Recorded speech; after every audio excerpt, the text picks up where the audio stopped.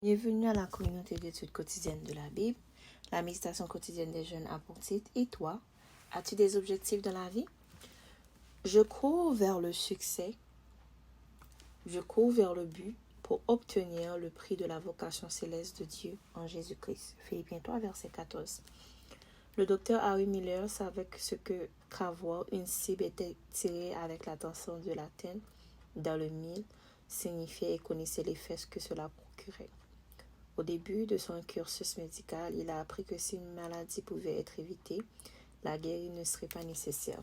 Déterminé à porter l'évangile de la médecine préventive dans le monde entier, le docteur Miller et son épouse, également médecins, ont décidé d'aller travailler en Chine. 2 autres médecins et 2 autres infirmières étaient prêts à les accompagner. Le secrétaire de la mission en Chine s'est réjoui de ce soutien mais les a prévenus. La Chine a besoin de vous, mais la mission n'a pas les fonds pour vous envoyer. S'ils étaient vraiment convaincus de devoir aller en Chine, il leur fallait trouver les ressources nécessaires ailleurs. Au fil des années, le dévouement de l'œuvre du Dr Miller l'a amené à utiliser la majeure partie de ses honoraires médicaux et droits d'auteur de ses livres pour aider les hôpitaux et autres institutions de l'Église. Au lieu de circuler en limousine avec un chauffeur privé, il conduisait lui-même sa vieille Dodge. Il habitait une maison modeste plutôt que manoir alors qu'il aurait pu le faire. Le Dr Miller avait de la compassion pour les populations orientales affamées.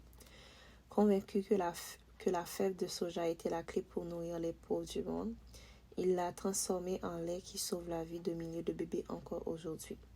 Toutefois, cet objectif n'a pas été facile à atteindre. Il a dû trouver un moyen de produire du lait à bas coût tout en le rendant agréable à boire.